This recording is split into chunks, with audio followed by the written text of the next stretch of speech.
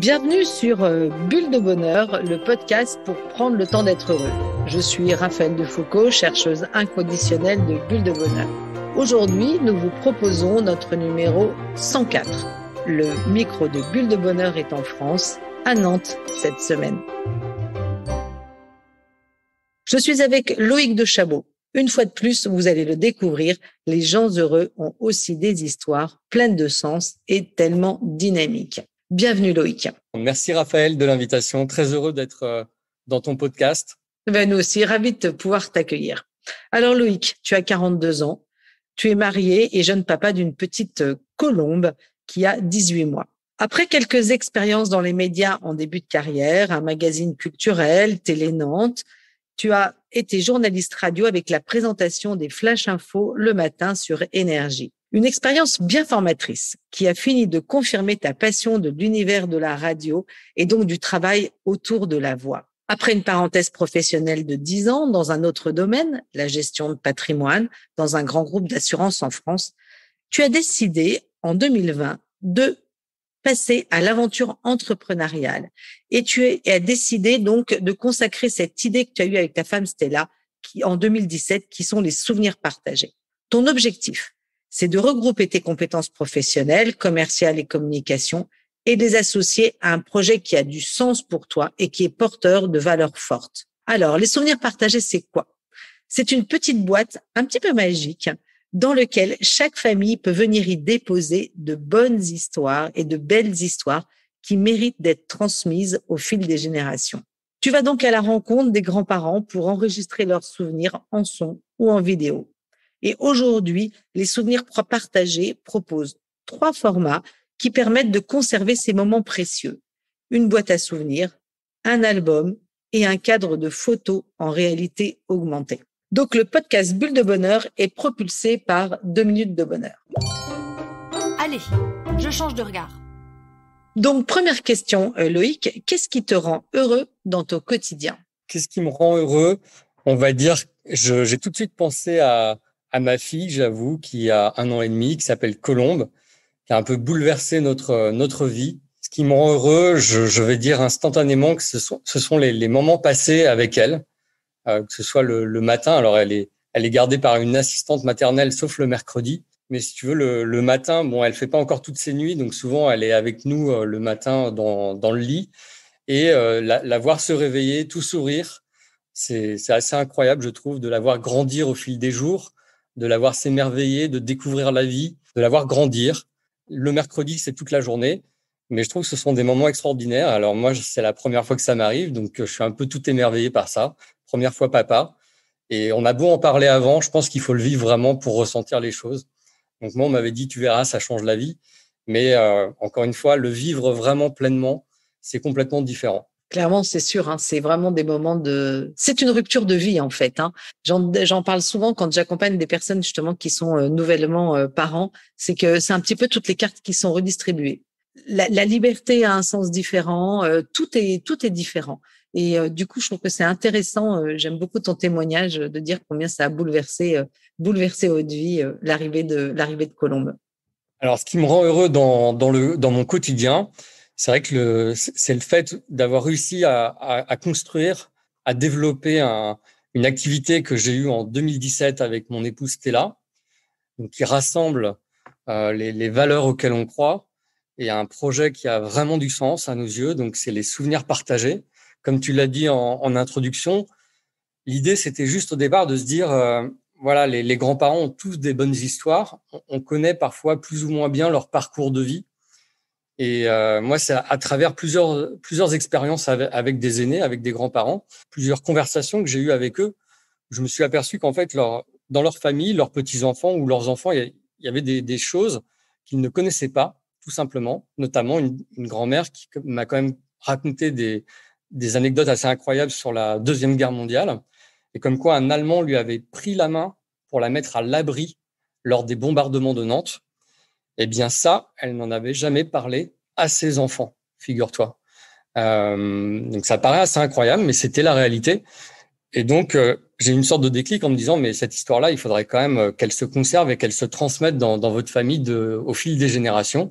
Donc voilà, l'idée des souvenirs partagés est née de entre autres, parce qu'il y a eu d'autres réflexions et qui ont mené à réaliser ce projet. Et voilà, l'idée, c'est de prendre vraiment un temps de qualité avec eux. Souvent, c'est une demi-journée. On a construit une trame d'entretien pour recueillir leur parcours de vie, les bonnes histoires familiales. On a construit une boîte à souvenirs parce qu'on voulait vraiment matérialiser le concept. Donc, une boîte à souvenirs un peu à la manière, tu sais, des boîtes à gâteaux de nos grands-parents. On a tous connu, je pense. Une boîte en fer, chacun peut imaginer cette boîte en fer dans laquelle il y avait des biscuits ou dans laquelle on met le sucre en général après. C'est ça, une boîte à gâteaux, une boîte à sucre. Il y avait des carambars dedans, je me souviens. Et voilà, à l'intérieur, on va retrouver des photos, la clé USB avec le film, que ce soit un reportage audio ou reportage vidéo, voilà, qui dure 1h30 en moyenne, sur leur vie, et puis des questions aussi sur la société d'une manière générale, des messages aussi à faire passer aux petits-enfants. Enfin, voilà, c'est plein d'émotions. Et l'idée, c'est juste ça, que ça reste dans le temps. Et c'est vraiment pour eux, c'est vraiment familial. Nous, on n'a pas vocation à le diffuser auprès d'un grand public. Il y en a d'autres qui le font. Nous, l'objectif premier, c'est vraiment une diffusion familiale et que ça reste dans la famille. On est vraiment dans la transmission. On est vraiment dans la transmission de l'aspect positif des choses. Voilà, dans la bienveillance. Nous, on reste toujours neutre par rapport à leurs propos, mais on se concentre plutôt sur les bonnes histoires. S'il y a des choses plus émotives, il faut au moins qu'elles soient digérées pour être évoquées. C'est la personne qui décide de toute façon et qui met ses propres limites à l'exercice. Bien sûr, bien sûr. Et puis il y a quelque chose que je trouve aussi très intéressant, c'est tout ce que tu fais avec les souvenirs partagés autour de la réalité augmentée. Je trouve que il y a un côté qui est très sympa d'allier à la fois le côté d'un souvenir, donc quelque chose d'ancien, avec une technique qui est quand même particulièrement avant-gardiste en fait. Est-ce que tu nous en dirais un peu plus sur la réalité augmentée ? Alors, la réalité augmentée, il faut rendre à César ce qui est à César, comme on dit. Donc, c'est un travail à la base fait avec des étudiants de mon ancienne école de communication et de médias qui s'appelle Sciencescom à Nantes, qui est rattachée au groupe Audencia.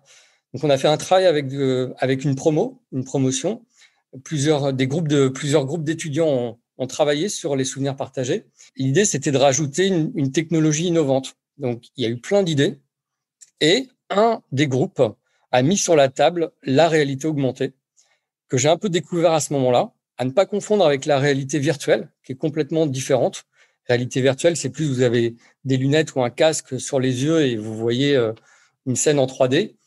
Là, la réalité augmentée, en fait, ils nous ont montré juste une photo sur la table. Alors là, c'était une photo d'une étudiante petite. Et avec le téléphone portable, en scannant la photo, eh bien, instantanément, vous aviez la vidéo souvenir qui s'animait. Et moi, en fait, j'ai eu un déclic. Je me suis dit, mais le concept peut vraiment être génial et peut vraiment coller aux souvenirs partagés. J'ai senti qu'il y avait vraiment quelque chose à faire. Donc, avec Stella, mon épouse, on a retravaillé l'idée. Et en retravaillant l'idée, on a eu le concept qui est né de se dire, eh bien, les grands-parents pourraient, par exemple, sortir une photo souvenir. On va prendre l'exemple simple de leur photo de mariage. On va les interviewer, on va les enregistrer en train de nous parler de leur mariage. Donc là, ça fonctionne parce que tout à chacun est capable de parler de son mariage et des souvenirs du mariage. Donc ça fonctionne très bien, mais chacun est libre de choisir la photo qu'elle souhaite. Et après, avec un montage, et grâce à cette technologie de la réalité augmentée, vous avez simplement, les petits-enfants, ils ont juste à scanner la photo avec une application gratuite. On a fait un partenariat avec Argo, qui est le leader de la réalité augmentée en France. Et donc, en scannant cette photo, eh bien, ils vont pouvoir revoir instantanément l'interview de leurs grands-parents, parler de leur photo de mariage. Et donc, en fait, ça nous rappelle un peu tous quand on a connu ce qu'on a connu nous, c'est-à-dire quand on était plus petits, être dans un salon avec nos grands-parents qui nous racontaient un peu leurs photos. Eh bien, ça, en fait, on peut le revivre grâce à la réalité augmentée de manière innovante à l'époque actuelle. C'est génial. Je trouve ça absolument génial. Passons à notre deuxième question, Loïc. Une valeur humaine qui te rend heureux. Alors, une valeur humaine qui me rend heureux, là, je pense à la paix.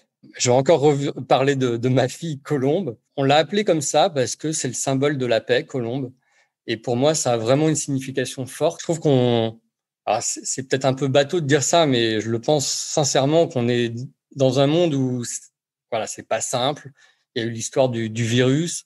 Et quand on allume la radio ou qu'on regarde la télé, il y a tout de suite des infos catastrophiques. Donc ça c'est depuis toujours que c'est comme ça. Mais il n'empêche que ça finit par peser sur le mental et sur dans notre quotidien. Donc je trouve que voilà, l'événement, la naissance d'un enfant et de l'associer à ce symbole de la paix, on voulait vraiment faire ce signe-là. Et donc notre fille s'appelle Colombe, avec ce symbole de la paix intérieure et la paix extérieure. Comment est-ce que tu définirais la paix intérieure? La paix intérieure, pour moi, c'est un travail de longue haleine. C'est vrai, c'est pas simple, mais je pense que c'est très important d'être en phase avec soi-même. Et c'est tout un travail qui peut prendre des années. Connais-toi toi-même, on dit, donc il faut bien se connaître, savoir ses qualités, ses défauts, connaître ses limites et être en phase avec soi. Et je pense que ça passe d'abord par là, la paix, donc la paix intérieure. Et ensuite, c'est ce qui nous permet d'être bien avec les autres. Et donc, j'appelle ça la paix extérieure. Donc, être bien avec les autres, pour moi, n'est possible que si on est bien avec soi-même. Clairement. Et puis, on en a souvent parlé parce que j'ai toujours bien aimé échanger avec toi autour des souvenirs partagés et puis de notre aventure avec 2 minutes ensemble, parce qu'il y a plein de choses qui sont assez connexes. De se rappeler du positif est aussi une manière de vivre, de se rappeler de ses bons souvenirs est une bonne manière d'être en paix aussi. 3e question. Dis-moi, quel est l'événement qui t'a rendu le plus heureux? Alors, je pense que tu vas finir par t'attendre à mes réponses. Un petit peu, j'avoue. Mais j'assume complètement ma réponse. À cette question, quel est l'événement qui m'a rendu le plus heureux? Eh bien, c'est effectivement le premier regard de ma fille. Le premier regard de ma fille quand elle est née, parce que on dit toujours aux parents, on alerte toujours les parents sur le fait que l'enfant va naître un peu dans une couleur bleuâtre ou jaunâtre et puis avec le liquide amniotique, etc. Donc on sait jamais trop à quoi s'attendre. On nous dit toujours un bébé quand il sort, c'est pas très joli finalement. Attention, vous allez être surpris. Donc pour pas qu'on soit désagréablement surpris, on nous met beaucoup ça dans la tête. Et en fait, nous, Colombe, quand elle est arrivée, déjà elle était toute propre entre guillemets, pas de liquide amniotique sur elle, très peu, avec déjà beaucoup de cheveux. Et un regard incroyable. Elle n'a pas pleuré. En fait, je l'ai eu très vite dans mes bras. Alors, elle a poussé un petit cri à sa naissance, mais très vite, on s'est occupé de la maman. Les médecins se sont occupés de la maman. Et donc, je l'ai eu dans mes bras, dans une pièce à part. Et là, en fait, elle avait les yeux grands ouverts. Elle m'a regardé comme ça, l'air de dire, mais tu es qui? Ou voilà, enfin, elle pouvait pas parler, mais j'avais vraiment l'impression qu'elle me parlait. Elle écarquillait les yeux sans les fermer, en me regardant, en souriant. On m'avait tellement dit, tu verras, faut pas trop idéaliser ce moment-là, qu'en fait, c'était un moment vraiment de pure grâce que j'oublierai jamais et qui m'a rendu vraiment plus qu'heureux. Donc voilà, à cette question, c'est ce qui me vient à l'esprit. C'est très beau, c'est très émouvant la manière dont tu le racontes. Et du coup, si on rebondit sur la paternité, en quoi cette paternité, elle te rend si heureuse? En quoi ça me rend heureux? Parce qu'en fait, je l'ai eu, si on s'intéresse à ma vie plus personnelle, je l'ai eu assez tard. C'est-à-dire que, tu vois, j'ai 42 ans, je suis pas jeune papa, et j'étais pas dans le déni, mais en fait, je voyais toujours un peu d'un mauvais œil ceux qui avaient des enfants trop tôt. Ça devait jouer dans mon inconscient, parce que pour moi, avoir des enfants, ça veut dire aussi pouvoir s'en occuper derrière. Donc, en fait, intérieurement, j'étais pas pour avoir des enfants très très jeunes, très tôt. Je respecte totalement ceux qui sont dans cette situation, hein. Mais de mon côté, je voulais avoir de quoi la faire grandir, de quoi la nourrir, avoir plutôt une situation à peu près stable dans ma vie personnelle et professionnelle, on va dire. Donc voilà, et le temps passant, les années passant, je n'ai pas eu d'enfant, donc voilà, j'ai eu ma fille à 41 ans, et du coup, je m'attendais pas à ressentir tout ça. J'étais vraiment surpris dans le bon sens du terme, et du coup, je découvre plein de sensations, plein de sentiments que je n'estimais pas ou je ne pensais pas avoir. Toute la magie de la vie. C'est ça. On passe à notre question suivante. Dis-moi, Loïc, quel est ton secret pour être heureux? Alors, quel est mon secret pour être heureux? Alors là, c'est un tout autre registre. Je vais vous donner une petite astuce, mais après, Voilà, ça ne veut pas dire que ça va marcher pour tout le monde et il y en a peut-être déjà qui le font. Moi, j'aime beaucoup faire des listes, en fait, des listes de ce que j'ai à faire. Ça paraît tout bête, mais en fait, j'ai lu un bouquin quand j'étais très jeune qui s'appelle L'Art du temps de Jean-Louis Servan-Schreiber et il expliquait voilà, que le temps, en fait, dans une journée est le même pour tout le monde et pourtant, certains arrivent à faire plein de choses et d'autres arrivent à faire 3 fois rien, alors qu'en fait, on dispose tous de la même durée dans une journée, du même temps. Et donc, en fait, dans son livre, il explique qu'il faut tout simplement s'organiser et avec cette fameuse astuce de faire des listes. Donc, moi, c'est vrai que je suis un accro aux listes. Alors, pas pour tout non plus, il faut laisser une part à l'imprévu. Mais je pense qu'en fait, plus vous préparez vos journées, plus vous préparez ce que vous avez à faire, plus voilà, vous maîtrisez votre quotidien, plus vous maîtrisez vos journées, vos sentiments aussi. En tout cas, moi, ça a cet effet-là sur moi, c'est que ça me rend plus détendu, ça me rend plus relâché, ça me rend pas inquiet, je suis pas trop stressé parce que je sais ce que j'ai à faire, je sais dans quel temps je dois le faire et je laisse aussi une place à l'imprévu parce que la vie, c'est fait aussi d'imprévus. Voilà, le petit secret de mon côté, c'est de bien préparer ce qu'on doit faire. Est-ce que tu savoures à chaque fois que tu barres quelque chose et tu contemples le fait de rayer quelque chose sur cette liste de to-do? Alors, on pourrait presque l'inscrire dans ce qu'on a à faire, mais je vais pas jusque-là. Mais oui, oui, ça fait plaisir en plus. C'est vrai que ça flatte l'ego en plus de se dire, tiens, j'ai réussi à faire ça, alors que je pensais que j'allais pas y arriver parce que j'avais tellement de trucs à gérer. Et là, en fait, si dans une journée, ça, j'ai réussi à le faire. Mais même, c'est vrai que pour s'endormir le soir, enfin, c'est tout bête, hein. Chacun est différent, mais en tout cas, moi, ça joue vraiment de se dire, tiens, j'ai fait ce que je devais faire aujourd'hui, donc du coup, je vais bien dormir, quoi, sans problème. Ça t'apporte comme un sentiment de satisfaction? Oui, c'est ça. Encore une fois, si on revient sur le fait d'être raccord avec soi-même ou d'être bien intérieurement, eh bien voilà, c'est une des clés, le fait de savoir que on est capable de tenir ses propres engagements. Comment voulez-vous demander à d'autres personnes de tenir leurs engagements si nous-mêmes on ne tient pas nos propres engagements, par exemple? Donc voilà, ça permet d'avancer, d'être plus serein. C'est excellent pour la confiance en soi. Parce qu'en fait, on ne fait que remplir, hein. Je parle souvent, quand je parle de confiance en soi, d'un coffre à trésors qu'on a besoin de remplir et que le fait d'à chaque fois d'y mettre dedans tout ce qu'on a réalisé, même que c'est des choses aussi bêtes que d'aller sortir la poubelle, que d'aller déposer un dossier de subvention, de clore et de l'envoyer, et ben finalement, ces 2 tâches, elles étaient à faire et elles sont faites et c'est ça qui remplit ce coffre à trésors et qui vient faire grandir la confiance en soi. C'est vrai que ça a un impact sur la confiance en soi. Sortir les poubelles peut être aussi tout aussi important effectivement qu'une autre tâche. Faut pas négliger aussi les petites tâches du quotidien. C'est aussi important effectivement. Et alors, est-ce que dans ta liste de to-do, il y a jouer avec Colombe? Ah oui, et c'est pour ça d'ailleurs qu'on a instauré, par exemple, nous, tous les mercredis, on ne travaille pas, on reste avec Colombe pour la voir grandir. Pas évident parce que du coup, ça fait des semaines de 4 jours. Ouais. Tout un rythme à trouver.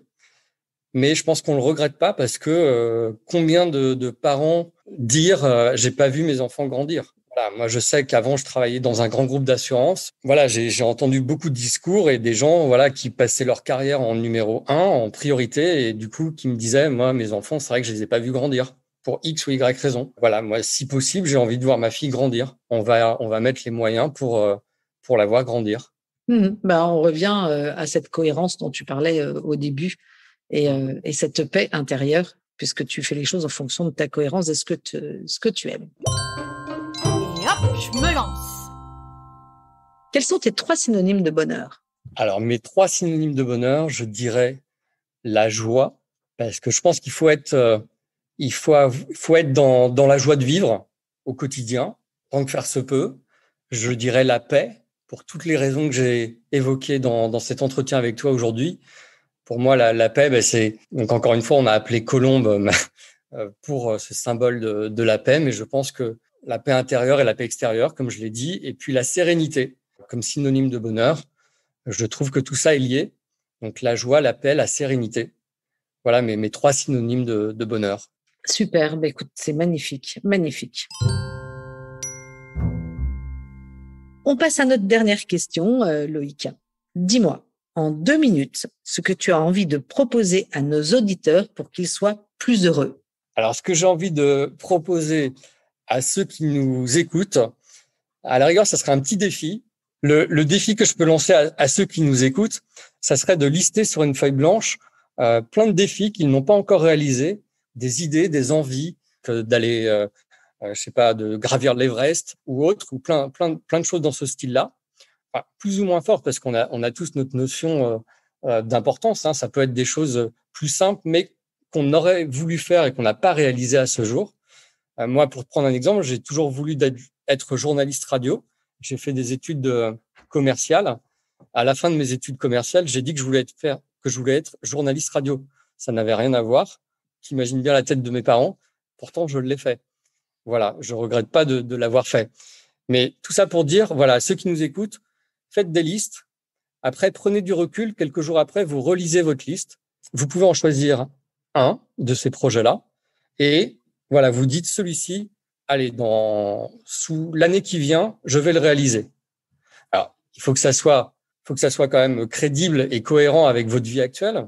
Hein, je dis pas non plus de tout plaquer pour faire votre projet, mais parmi toute cette liste, il y a bien un projet où ça va fonctionner. Vous allez voir, tiens, si ça finalement, si je me bouge un peu, si je m'en donne les moyens, c'est le message que je veux faire passer en fait. Eh bien, vous pouvez le faire et vous allez y arriver en fait. Alors, tu sais que traditionnellement, nous terminons notre podcast et nos interviews par une petite mousse qui est une citation. Alors, du coup, j'en ai une qui me vient à l'esprit et qui, je trouve, correspond bien à tout ce qu'on a pu échanger. Elle est de Hervé Bazin et Hervé Bazin nous dit « Une vie sans avenir est souvent une vie sans souvenir ». Tu peux la redire juste une fois ? Une vie sans avenir est souvent une vie sans souvenir.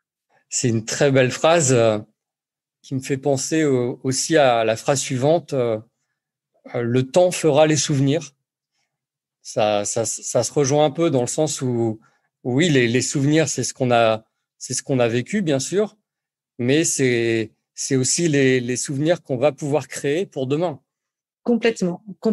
Et la capacité de se rappeler de nos bons souvenirs est un des ingrédients du bonheur. Ça vaut le coup de s'en rappeler. Mais écoute, merci beaucoup Loïc de ce bon moment passé ensemble, de tous ces témoignages vraiment magnifiques, avec beaucoup de paix, comme beaucoup de joie, et puis beaucoup de sérénité d'ailleurs aussi. Et puis surtout, bon vent aux souvenirs partagés. Et puis Colombe a bien de la chance d'avoir des parents comme elle a, qui passe du temps avec elle. Avec Bulle de Bonheur, prenez le temps d'être heureux.